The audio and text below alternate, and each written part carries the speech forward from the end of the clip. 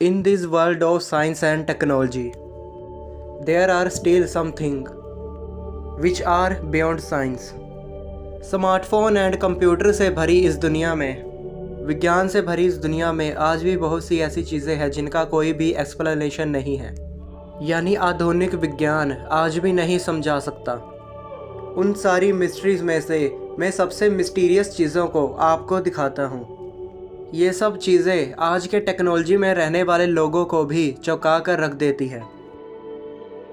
Let's explore the mysterious ocean area.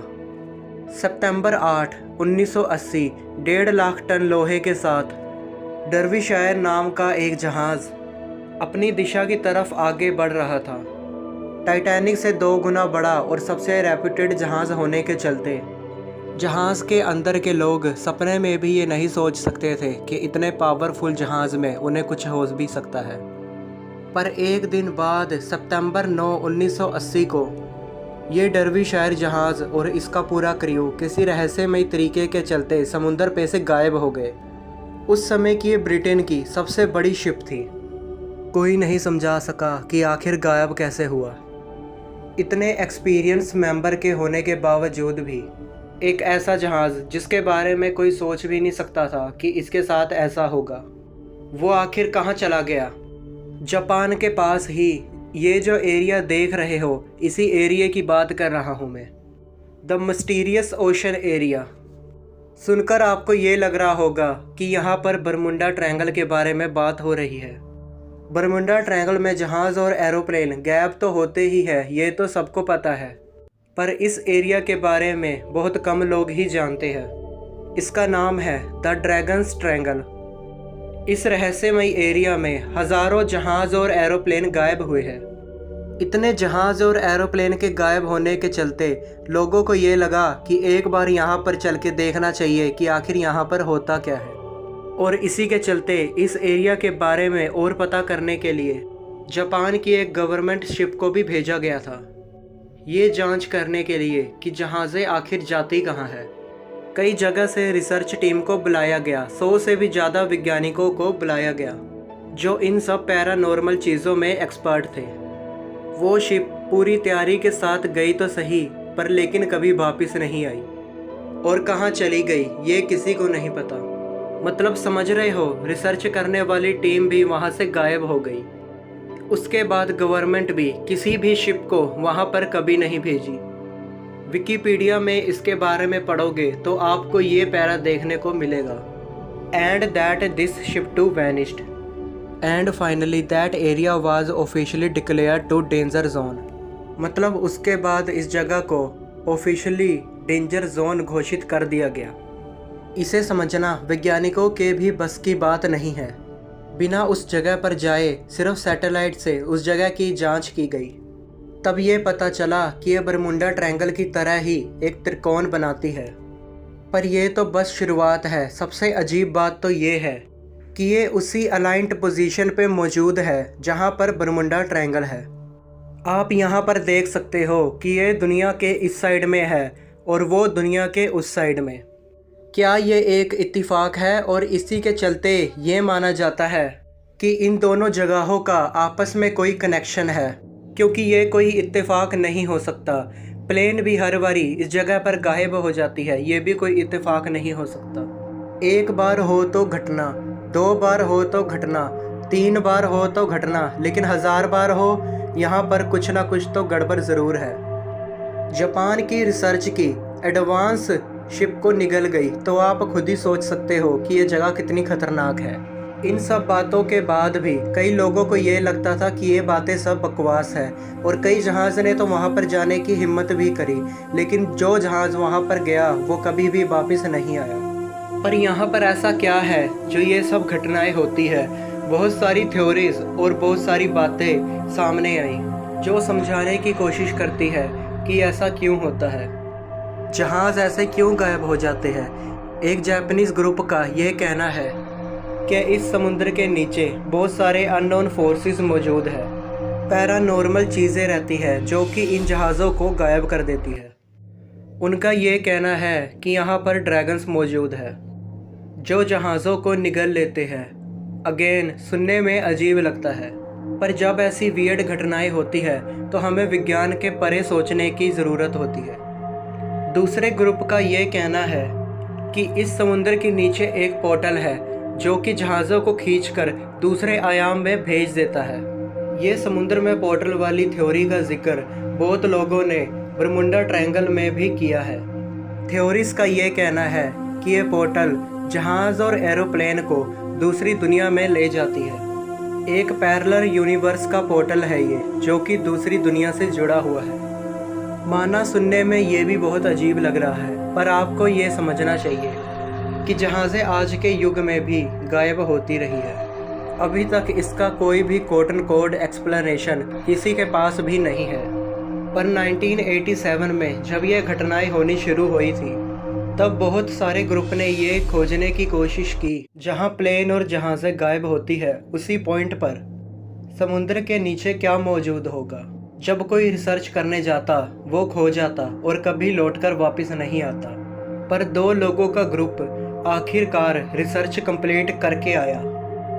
2 diverse समुद्र के अंदर ही अंदर रिसर्च करने गए कि आखिर यहाँ है क्या, पर वो ओशन के उस एरिया के अंदर नहीं गए, बल्कि जहाँ से ये ड्रैगन ट्रायंगल शुरू होता है उसकी बॉर्डर के आसपास ही कुछ सुराग ढूंढने शुरू करें और उन्हें कुछ ऐसा देखने को मिला।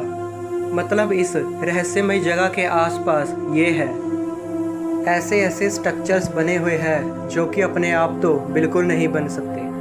समुद्र के अंदर जो स्ट्रक्चर्स होते हैं वो कुछ ऐसे होते हैं, उनका कोई शेप नहीं होता, रैंडम शेप होते हैं। पर ये जो है ये तो ऐसा लग रहा है कि जैसे इन्हें किसी ने बनाया है। और जिन लोगों ने इसे डिस्कवर किया उन लोगों ने इसकी टेस्टिंग करने के बाद ये डिस्कवर किया कि इसे किसी ने बनाया है। अब आपके मन में ये सवाल आ रहा होगा कि पहले इसे किसी ने बनाया होगा। तो जानकारी के लिए मैं आपको बता दूं कि जापान का जितना भी एशियंट हिस्ट्री है सबको देखा गया, पर इसका जिक्र कहीं भी नहीं है।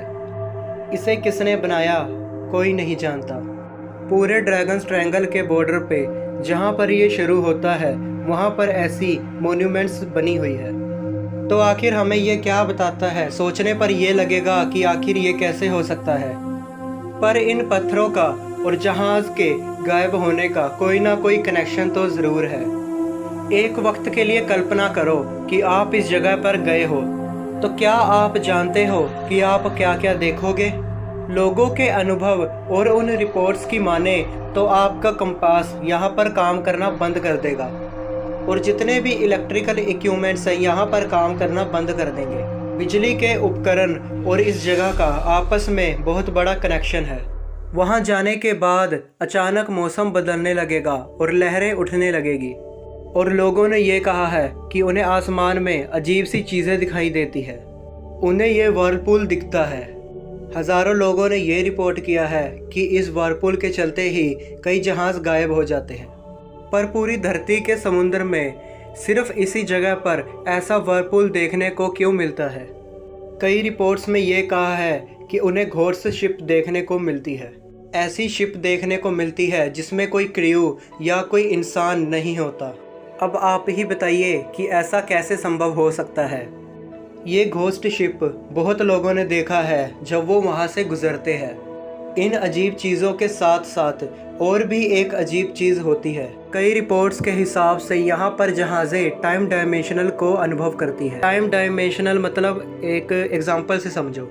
मान लो आप कहीं पर हो और आपने अपने फादर को कॉल करके कहा कि मैं आधे घंटे में आ रहा हूँ, और आपने अपनी घड़ी को देख के आधे घंटे बाद ही वहाँ पर पहुँचे। 8 बजे आप घर से निकले थे और जब 8:30 हुए तो आप अपने घर पे पहुँच गए। पर जब आप घर आए तो आपके फादर कह रहे हैं कि 8 दिन निकल गए। तो सोचो आपको कैसा लगेगा? आपके लिए टाइम स्लो चल रही है।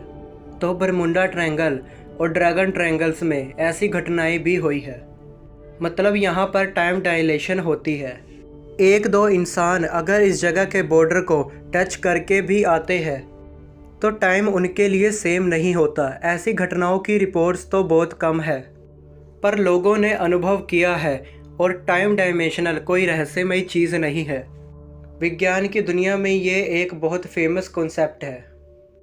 अंतरिक्ष में ब्लैक होल के सामने से अगर कोई चीज़ गुजरती है तो उसके लिए टाइम स्लो हो जाता है। मतलब 7 दिन के लिए अगर आप स्पेस में गए और ब्लैक होल का चक्कर लगा के आप धरती पे वापस आए तो आपके लिए 7 दिन ही बीते होंगे, पर आप धरती पर वापस आके देखोगे कि 7 साल बीत चुके हैं। टाइम डायमेंशनल ही एक ऐसी चीज़ है जो असल दुनिया में होती है और साइंटिफिकली प्रूव्ड है। और प्रूव्ड है, ये कोई अजीब बात नहीं। अजीब बात ये है कि ये इस जगह पर होता क्यों है। धरती पे पूरे समुद्र का पानी है, लेकिन सिर्फ इन्हीं जगहों पे ही ऐसा क्यों होता है।